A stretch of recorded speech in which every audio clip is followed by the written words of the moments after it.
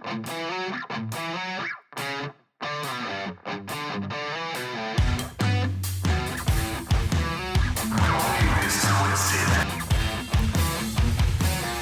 welcome to another show of Don't Get This Twisted. I am Rob, along with my co-host, as always, Tina. How are you doing today, Tina? I'm good, Rob. How are you? Oh, I'm not too shabby. I'm getting by, and it wasn't absurdly hot today.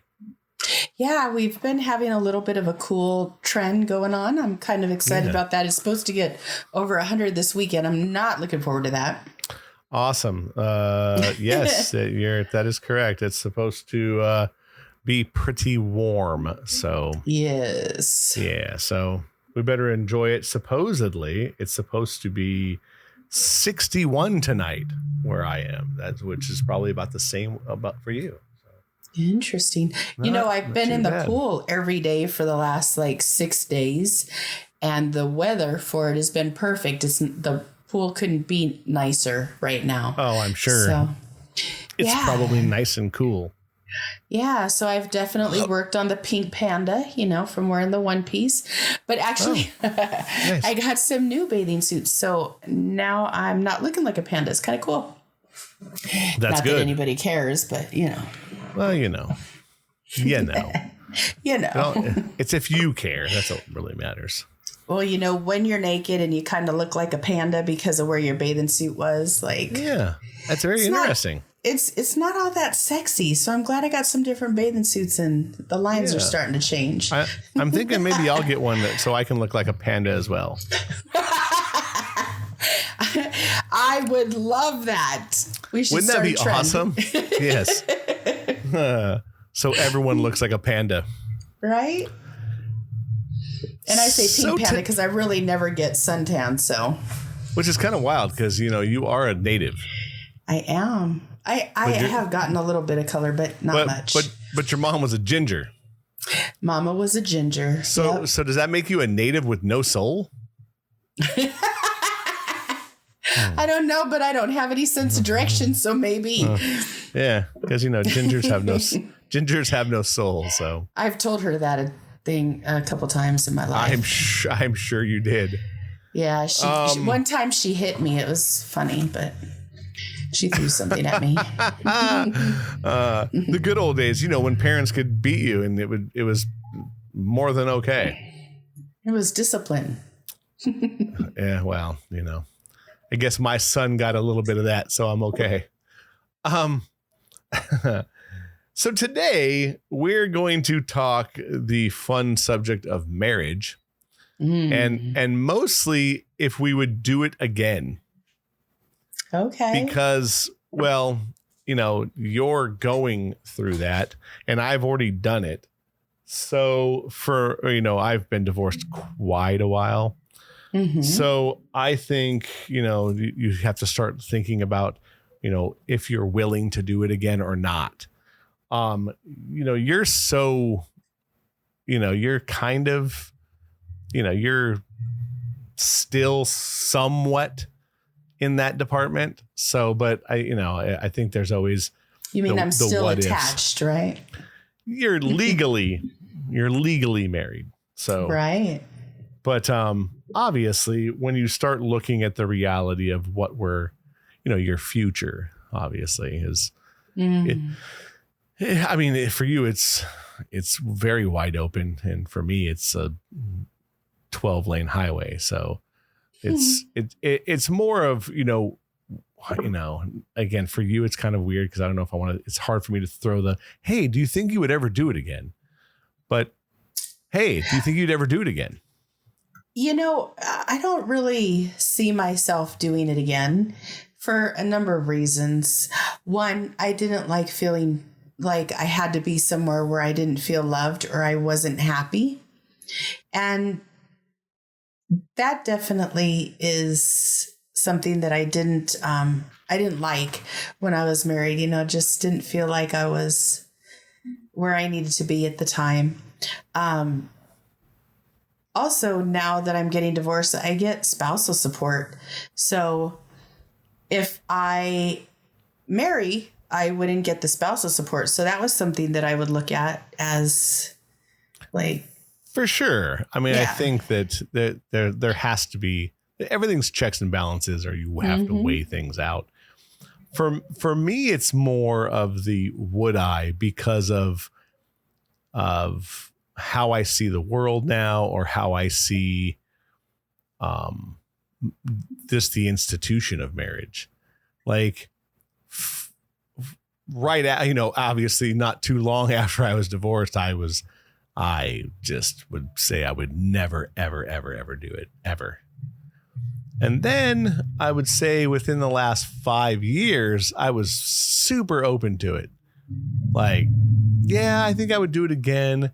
I think it would definitely have to be, and I hate to say this, but the perfect storm, but it would really kind of have to be this, things would have to fall into place where I felt comfortable with the person for a lot of other reasons than I probably would have before.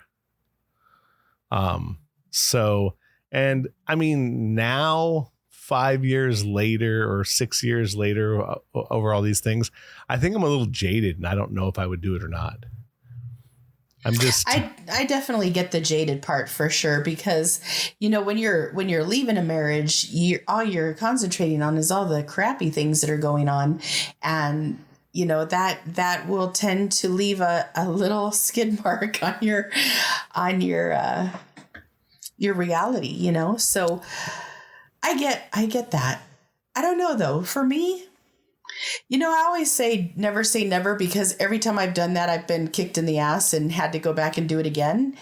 And yep, totally. And that is so my life too, with karma and everything else. So I think that if I were to get married again, it would have to be someone who was equally or,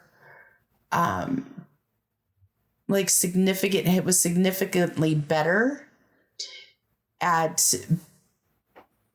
being who they are than what I was with before. Because I really did have a good relationship with my ex, and he was definitely a strong, solid person in my life. So I don't think that I would ever get with somebody that wasn't at least that if I was going to do it again. Right. It would have to be somebody phenomenal, though. Let's face it. It would have to be somebody where I'm thinking stupid and I'll do whatever whatever the hell he wants. I think that's what would have to happen for me in order for that to happen. Okay. I think for me, it would just be more like they're going to have to fit. It's going to be more of a puzzle piece. Like whoever I end up marrying is going to have to fit into certain things for me. And a lot less than what it would have been before. Like I need a friend. I need someone who I can literally see every day and not want to strangle them to death. And you'd still want to strangle them. Let's be real. There's not one person in this world you wouldn't want to strangle at one point in time or another, just because no one's perfect. So it has to be the one that I want to strangle less. I get you.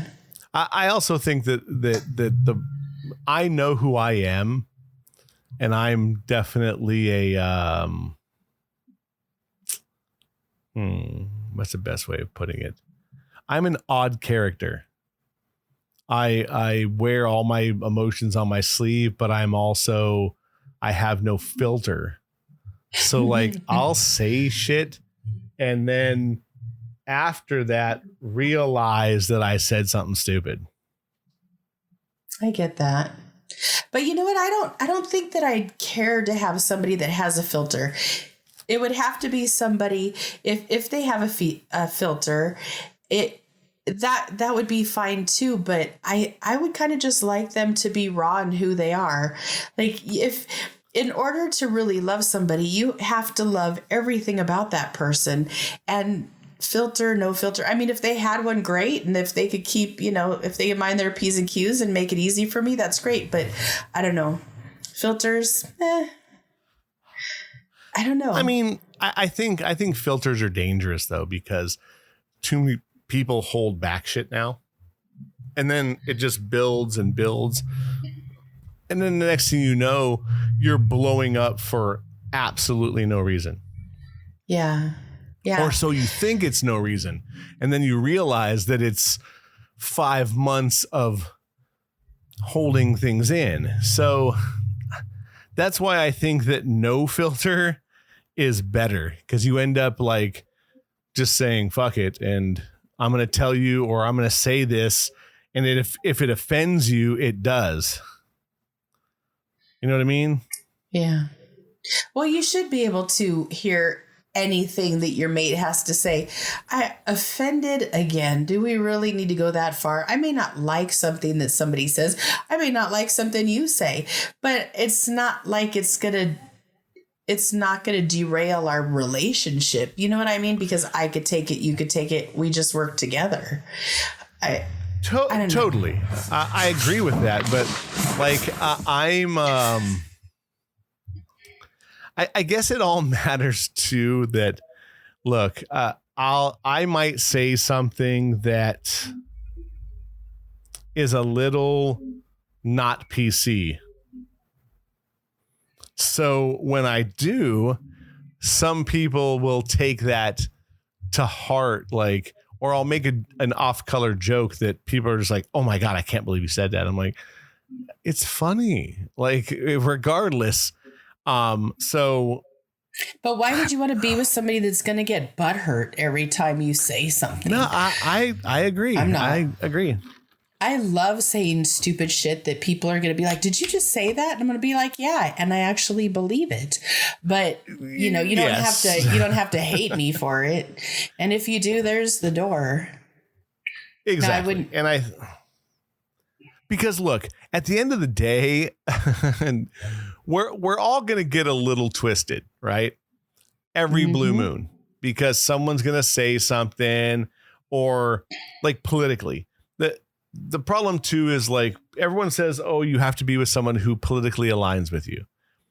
I don't think that that's necessarily true. I've never been with somebody that politically aligns with me ever. And I've had long-term relationships with everybody, and that was not even part of why we broke up.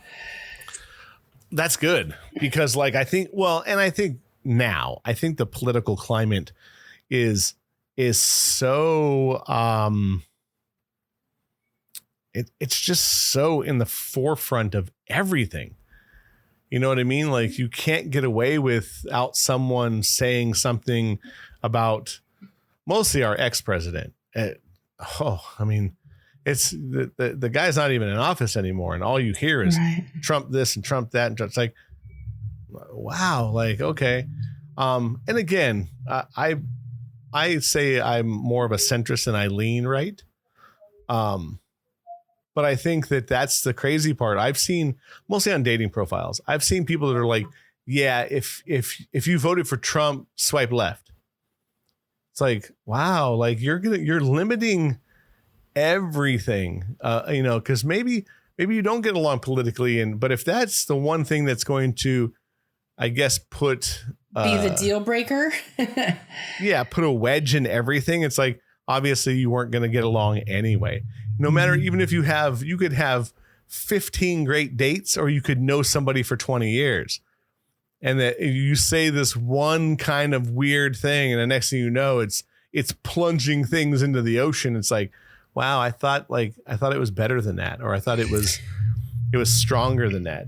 But if you're going to get married to somebody, shouldn't that be something that doesn't bother you so much, because you are in love and you are supposed to accept the person, like unconditionally, like, well, sure. Not like, oh, I can't be with you because you voted for Trump or you voted for Biden or whoever the frick you voted for. Like, Should that really be a part of whether or not you're with someone? Yeah, I mean, I don't think so, but I'm just okay with that kind of stuff, because it's like, look, we are who we are. And if you get along on 95% of the things, the 5% shouldn't be the deal breaker to me. But, I mean, again, everyone's personalities are different. And hopefully you weed out that kind of thing way before you decide to get married. I mean, it would be a very bizarre thing that if it happened like after you're married, because if you get that far and then you say something crazy, next thing you know, it's turmoil. I don't know. Like, it's just weird to me. I just think that, like, it's even, relationships, friendships that turn into this really wild ride after you say something that you didn't, or you just never realize what it is. You know what I have a problem with is people that are in relationships tend to throw the other person away completely. Like, they don't work on their things. They don't try to come to an amicable ending even.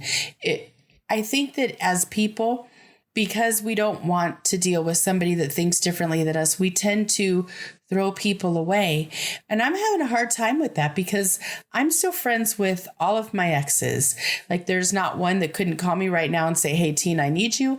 And that I wouldn't get up and be there for as a friend, not as anything else, but just if I love them enough to be in a relationship with them, then I should be able to love them enough to continue to be a part of their life in whatever capacity we choose it to be.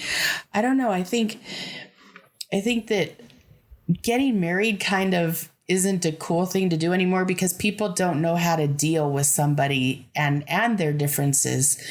I'm struggling to find people that are okay with everybody being different. And that's the type of people I like to be around. So, I mean, me too. But, I just think that it's just difficult. Difficult. What's difficult? When, I think it all comes out of communication, because you end up finding, that the one thing that throws a wedge into things is something that's so minute that you're right, that you end up never talking about it and you go on. Like, and this is things that have happened to me, like, throughout all of my relationships, these small things. I don't know. It's you find out way later, like, oh, this is why it happened. It's like, wait a second. Why didn't you tell me then? Yeah. I don't know. I'm kind of one of those people that if something's bothering me, you could see it all over my face. You could see it in my body language. You're going to ask me what the problem is. And I work really hard to come at a person and tell them what the problem is without like throwing any blame or calling them names or anything, just trying to get my point across. So to me, it's like just being honest is the way it has to be. And I should be able to be honest and still be loved by the person that's supposedly loving me. Right. Or be able to say, hey, this really, really, really bothered me. Is it going to affect things going forward? And then at least you have these things before you get knee deep into, before marriage. Because I think that's what scares me off marriage more than anything, is that, like, obviously most people when they date are someone different, or you're on your best behavior, or and again, I'm going to say this from the male perspective. I think a lot of guys do that. A lot of guys do their best to put their best foot forward and are probably not as, I don't want to say open, but just not who they are. They suppress something. My problem is I don't. I don't at all. And I think that it also can come back to bite you, where, you end up, you end up being so overly forward that it's either scares people off or can damage a relationship without even ever really knowing it.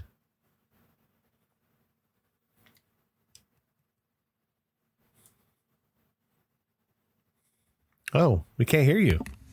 Oh my gosh, I'm so sorry. I was coughing, so I put myself on mute, and here I am talking and nothing. I was like, there's nothing coming out of your mouth. Sorry, I was like, I had to what cough. the hell?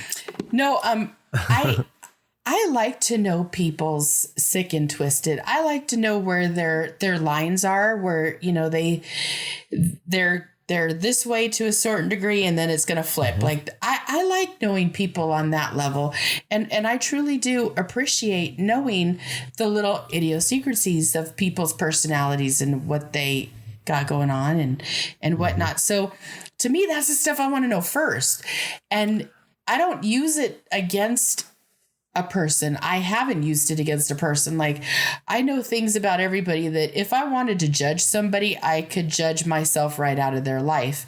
But oh, me too. Right? Oh, yeah. But here's the deal. Like, why not just know them, that they're flawed and that that's still okay, and that you could still love them and it be okay. Like, I don't see the problem with that. I love the first things, like when you start dating and people tell you all their like stuff that they're like, oh, I really shouldn't say anything because you're probably not going to like me. Those are my favorite conversations. Yeah. Always. Well, because there's no front, there's no mask. Yeah, they're real. You know? They're just real. You know, like I've told you 100 times, and I think I've said it on the show probably a bunch of times, that if you really knew everything about your friends, they wouldn't be your friends.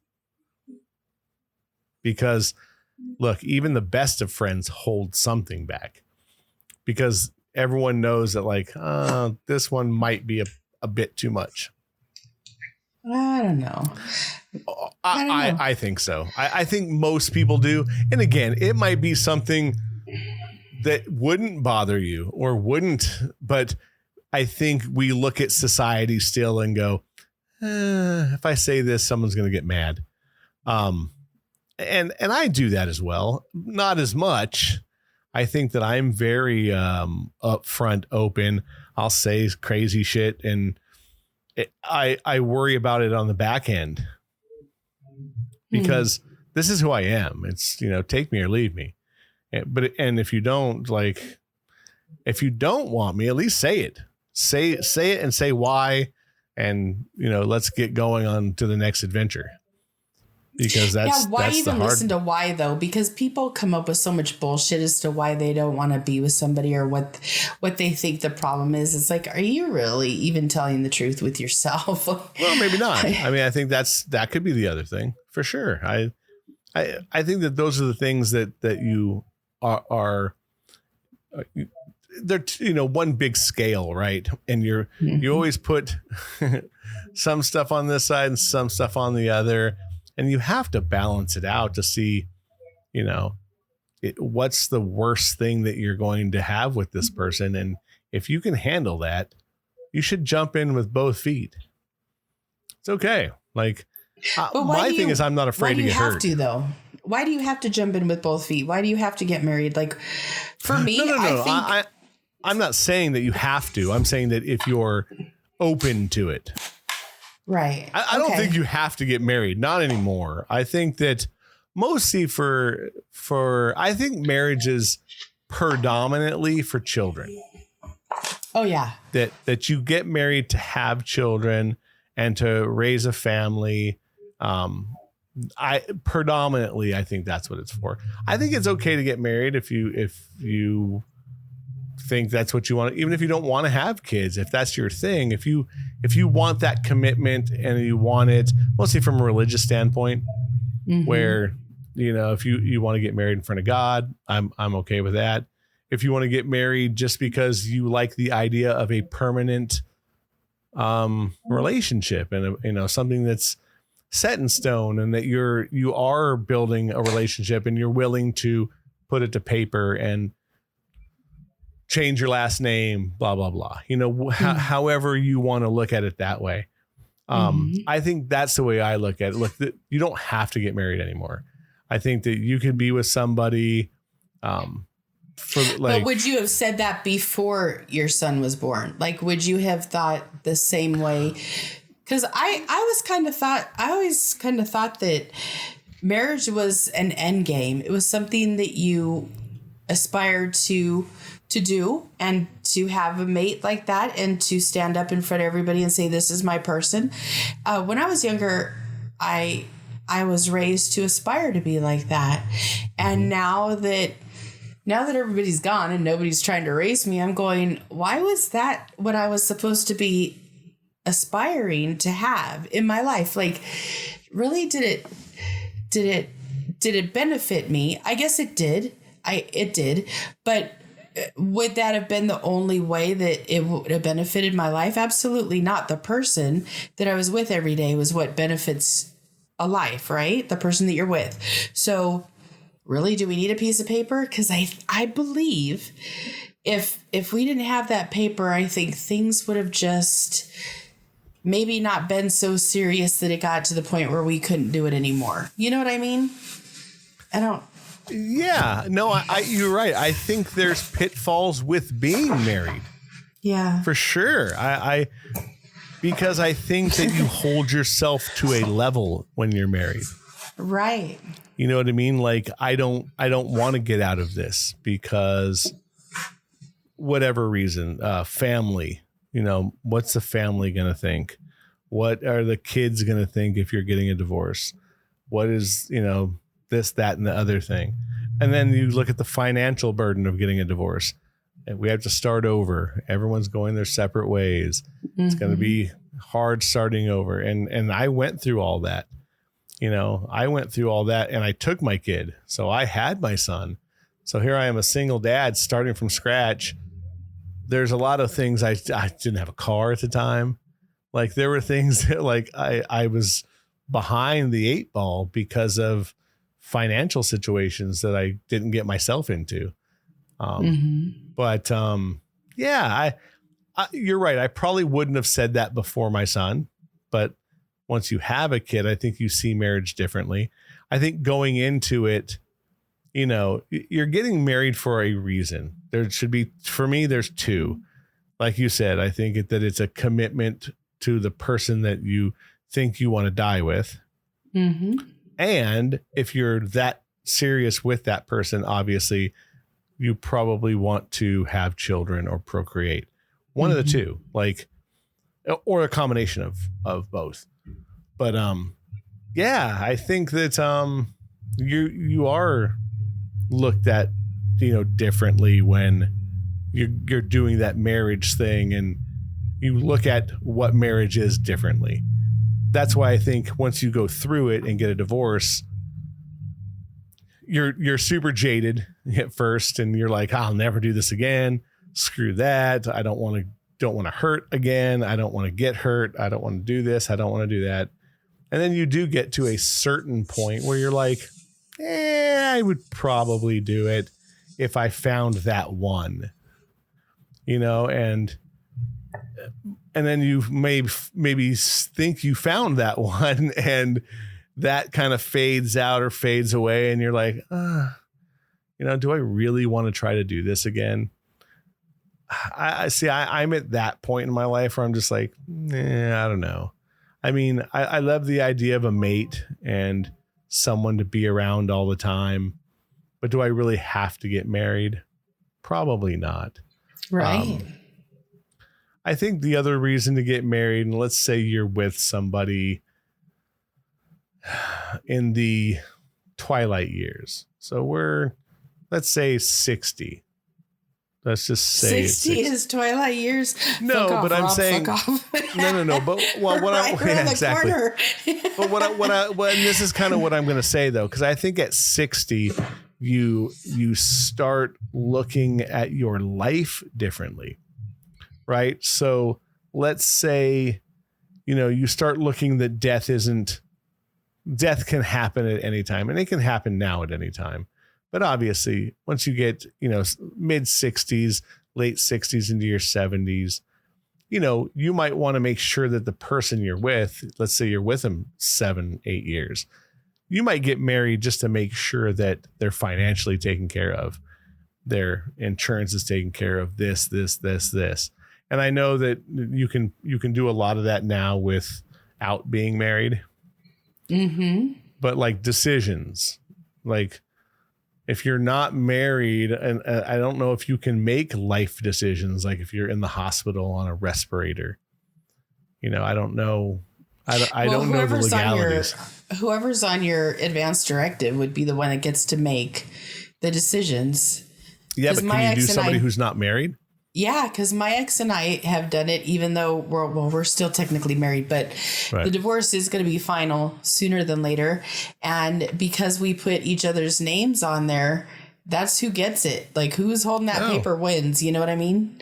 So we still are going to do that for each other.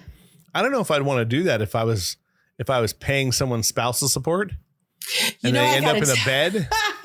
I might be like, she wants to die. She told me that a long time ago. Unplug her. Yeah, I don't know about that. I had to have a procedure, and the doctor forced, you have to have this done before you have the procedure. It was advanced directive. And it was like closer to the beginning when we first decided to get divorced. And he's my, he was my husband, so it didn't matter anyway. He would have been the one to make the decision. And I had to look at him and say, hey, will this be when you get even with me, or can you be an adult enough to handle this? And he looked at me, he's like, of course I'll be an adult to handle this. And I'm like, okay, but I was kind of nervous. Like, you don't know. Next thing I know, I'm waking up and I'm like on a ventilator and all the stuff I said I didn't want.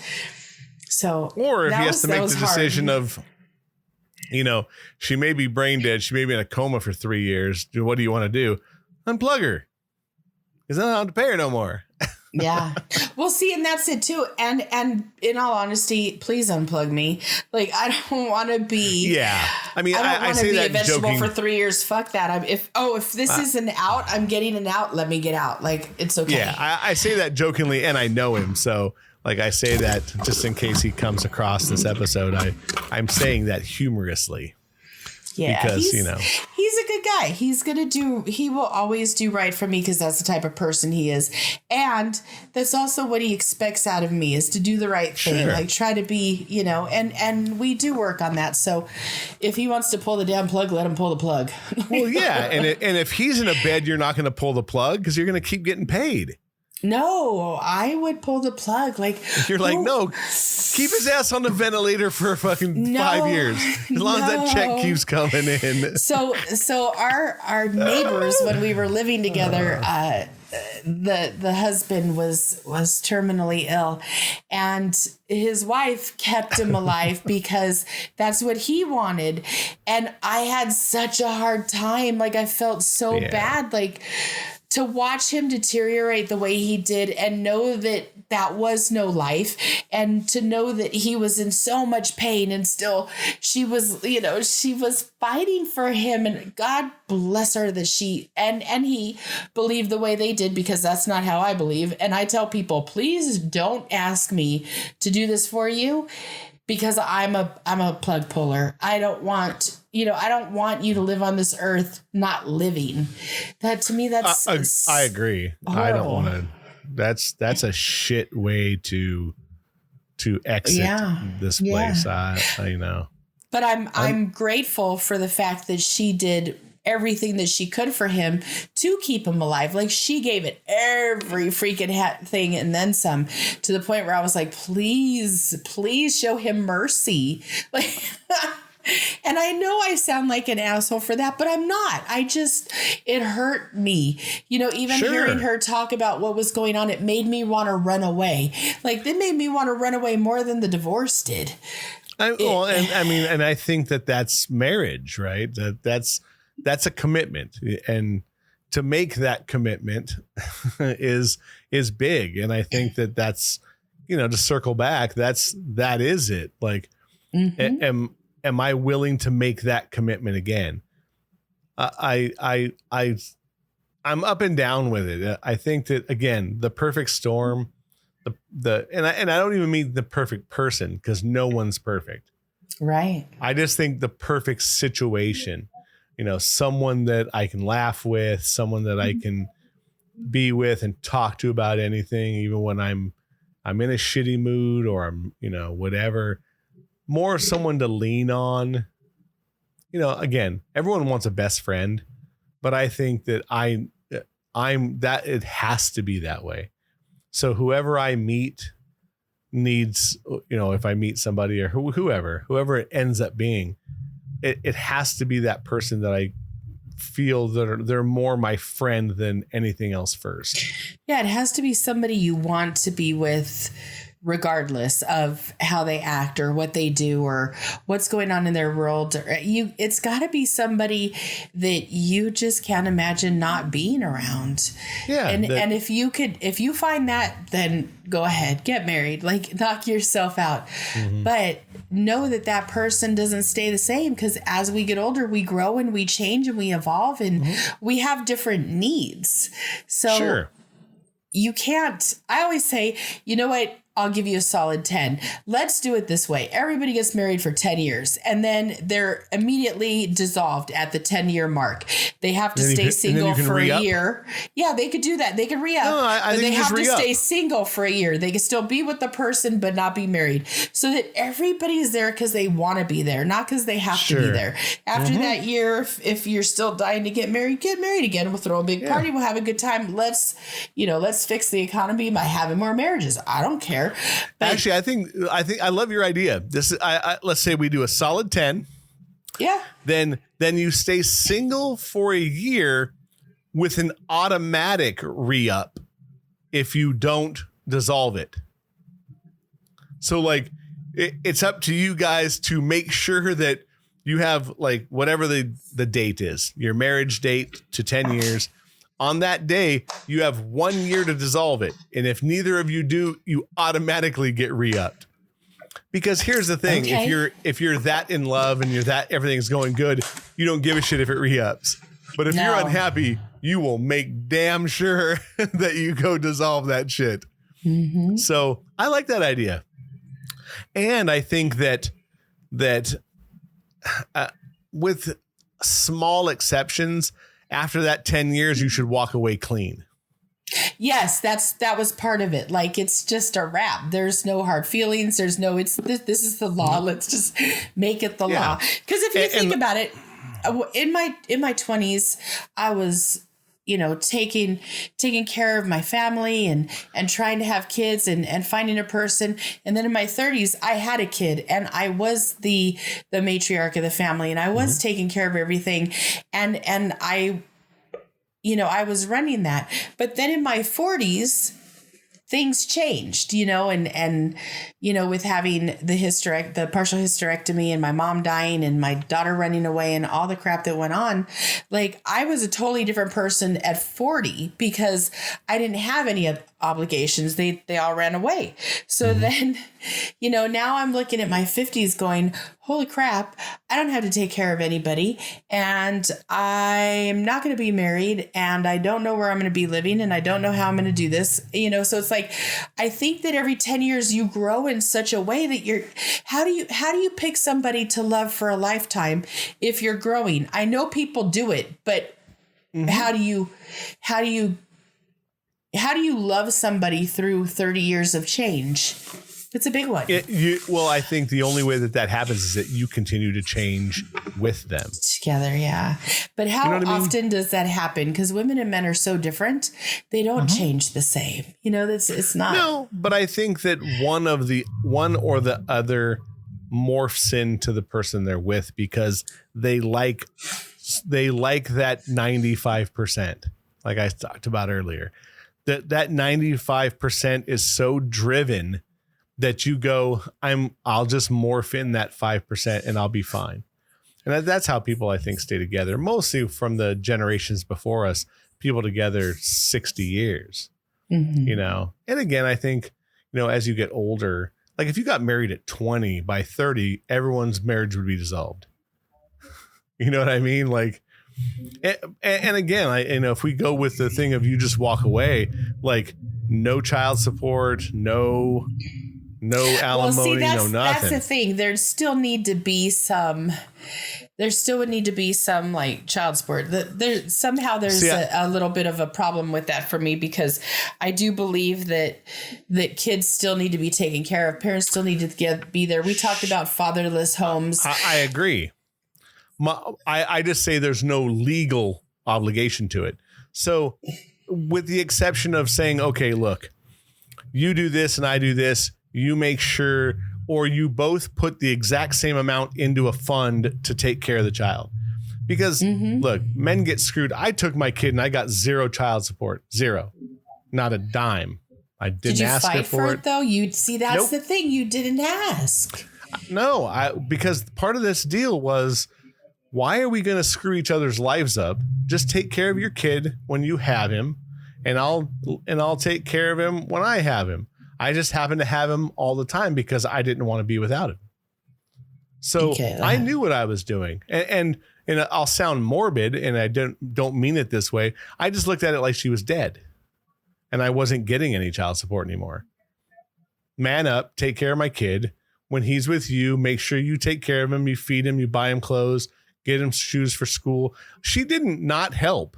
I just didn't have, I'm going to get $500 every month because I didn't want to do that to her either. Because it crushes people's souls when you do that. When you're just like, I'm so screwed. How am I going to fucking pay my rent? How am I going to eat this month? Just take care of your kid. If you both do it the right way, your kid will be fine. To me, I just think that it's because I did it and I know it can be done.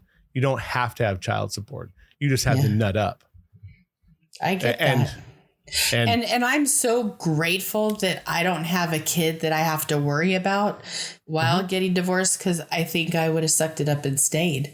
And that's not a reason to stay anyway. No, I'll tell you, it's the worst decision to stay. Yeah. Staying for a child is not going to help anyone. They're going to understand it. They're going to know it. Kids aren't stupid, mostly when they get to a certain age. When you're in a relationship that everyone sees that you're unhappy in, but you keep staying, you're just teaching your kids to stay in an unhappy relationship. Oh, absolutely. Absolutely. Yeah. So. And to take more than what you should. For sure. I totally agree. So I don't know. I'm up for your 10-year deal, though. I think that would be an interesting, because I also think that you would work really hard knowing that you only have 2 years left. And if it's not feeling right and you really feel like it should go somewhere, you're going to fight for that 2 years. So absolutely. Yeah. And not only that, but for 10 years, man, you should be growing and evolving and working together and making something together. I mean, I'm not saying that you shouldn't stay with the person. That's not what I'm saying. I'm just saying, like, if somebody can't do it at the 10-year mark, there should be a way to say, okay, I'm tapping. No hard feelings. Love you, mean it. But, let's move forward. Not that there isn't going to be hard feelings, because there is. But yes. But if we set it up that it's okay and nobody's going to look at anybody harshly and this is just what everybody signed up for, I just don't think it would be so freaking difficult. Mm-hmm. I agree. I totally agree. I think it would be an interesting way of doing it. And I know that it people would make it sound like it's a contract, but you're already kind of in one. You just don't realize it. So, and you're right. And if you build something in 10 years, you'll be so much more apt to the day that your 10 years is up, you'd be getting remarried. You'd be re-upping, because if you've already built this thing and you're with the right person, why not, go, okay, it's another 10. Let's do another 10. Right. And then if it doesn't work out inside that 10 and you do get a divorce, it's 50-50. You go with this, I go with this. Good luck. And then, of course, like I said, pay into the kids, pay into, whatever you have to do as people.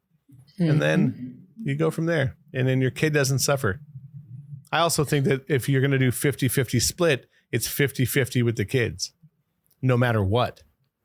There's no, you only get them on the weekends. Nope, that's not how it works. It's 50-50. But that kind of puts a shithold on the kid, though, too, because the kid's going to be going in between two houses for the rest of his childhood years. Sure, but that's... So, I don't know. It's not a foolproof. That 10-year thing's not a foolproof plan, but... No, but I just think that 50-50 works because look, if you don't want deadbeat dads, stop only giving them 4 days a month. I agree with that. It doesn't work. You're building shit if you do that.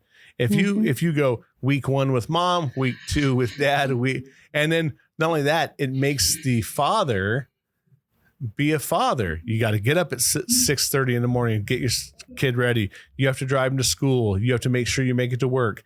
You got to make sure that the after school program's done, at the same school, and they know dad's picking them up for this week. It just makes better parents. And then when you're dropping off in between or doing whatever, maybe you're building a better friendship with your ex that, when it's time to do things with your kid, with your new mates or whatever, nobody's shitty to each other. You understand it didn't work after 10 years. Your kid's being taken care of. They have a father, they have a mother, and you're off to the next relationship. I don't know. I just think that there's a lot that comes with marriage, but that 10-year thing is we gotta get that taken care of, Tina. We need to throw that in and make it work. I think it would be an interesting thing for a lot of people. Listen, I always say just remember, don't ever say never, because you'll find yourself in a situation like, if you honestly, to ask me right now, I don't ever want to get married. I could love somebody. I could live with somebody. I could take care of somebody. I could be that person to somebody. I don't need the piece of paper for it. And I definitely don't think I want it anymore, because I don't want to feel trapped. I want to know that I'm there because I want to be there, not because I have to take care of somebody. I agree. And I think that never saying never is, you're right. It's the best thing you can do, because I will tell you, in my mid-20s, I said I would never get married. And what a karmic bitch slap you got, huh? I know. Married and a kid. So what does that tell you? Never say never. So I won't say never, but I never said I wouldn't get married. We were raised to want to be married and to want to have kids and everything. So I did it because that's how we were raised to think. Sure. And not being able to have kids and having the husband that I had that was very supportive, and me being Tina on her own, not Tina, the mom and the everything else. I definitely don't think I needed to do that. Looking back, at the time I thought I did.